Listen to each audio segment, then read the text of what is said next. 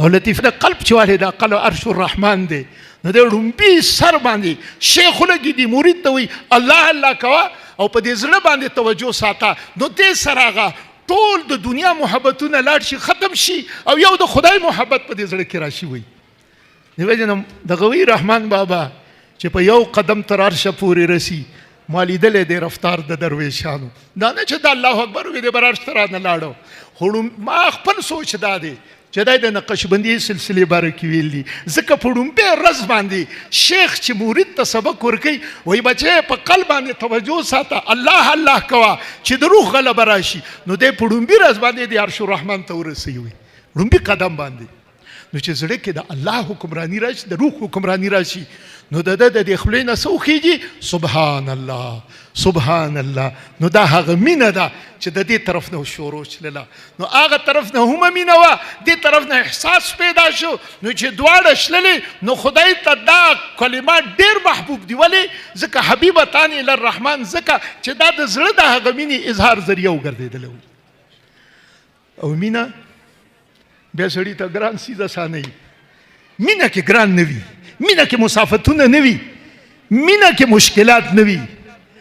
نو دی وجې نه دویم صفت راغی خفیفتان علی اللسان. دا د مینې اثر دی. صوفیاوي دا د مینې اثر دی چې دې مینې په دې جملې کې دومره اساني پیدا کړه چې محب دپاره د محبوب نوم اخیستل هغه خواږه پې لګي. دی وجې نه خفت راغی. وي ځکه مینه تاسو ته مې داسې شی دی چې دا بیا سړي ته اساني راولي. وہی جفا جو عشق میں ہوتی ہے وہ جفا ہی نہیں، ستم نہ ہو تو محبت میں کچھ مزہ ہی نہیں. ځکه چې خامخا د دین په لاره کې چې درد میلاو شي الی خوند پیدا شي. خدا زړونه بعضو ته خدای نصیب کوي.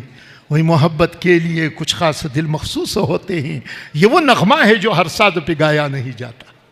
نو ړومبی وي حبیبتان الی الرحمن، دویم وي خفیفتان علی اللسان، دریم وي ثقیلتان فی المیزان. ځکه د مینې زور ډېر زیات وي بیا، نو ډېر دروند وي، نو ځکه وي ثقیلتان فی المیزان. نو دا درې واړه صفتونه په کومو کلماتو کې راغلي؟ تاسو یو مو زه به یو مو وایم.